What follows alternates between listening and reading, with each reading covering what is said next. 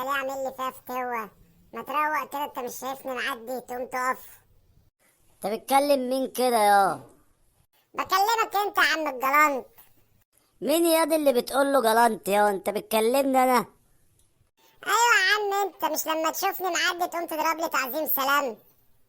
من عينيا يا حبيبي، هقوم اضرب لك تعظيم سلام على قفاك. قوم كده يا حبيبي وريني نفسك. من عينيا الجوز ومناخير اللوز. احنا شكلنا نخش في خرسانة مسلحة ولا ايه؟ دش. اي. ايه يا عم، انت خدت الموضوع على صدرك كده ليه؟ ما تروق يا عم. طب خد. اي.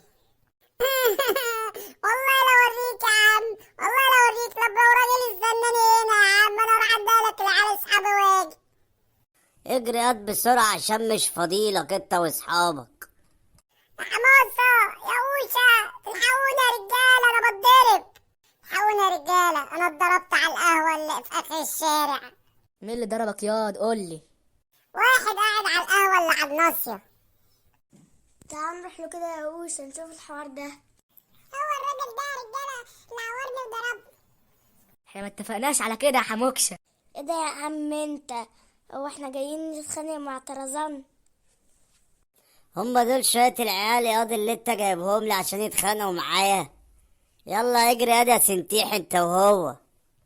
يلا نجري احسن. ايه يا اوشا، كشته عايز تجري ولا ايه؟ اه يا عم، الجري نص الجدعانة.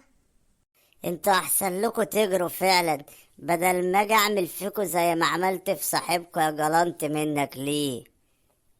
لا مش هنجري، وشوف دول هيعملوا فيك ايه. حاضر يا حبيبي من عينيا. ديش. بوم. ايه رأيك كده يا جلنت منك ليه؟ حد ليه شغل حاجة تاني؟ احنا اسفين يا معلم ان احنا جينا ازعجناك. خلاص ياض، لم اصحابك المعاتيه دول ويلا شد من هنا. احنا كلنا ضرب. احنا يا عم اتخرشمنا كل ده بسببك من تحت راسك.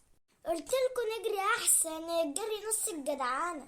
يلا يا عم كل واحد يروح بيته وبكره بقى نبقى نتقابل. اه ده الواحد تعب النهارده. الواحد ينام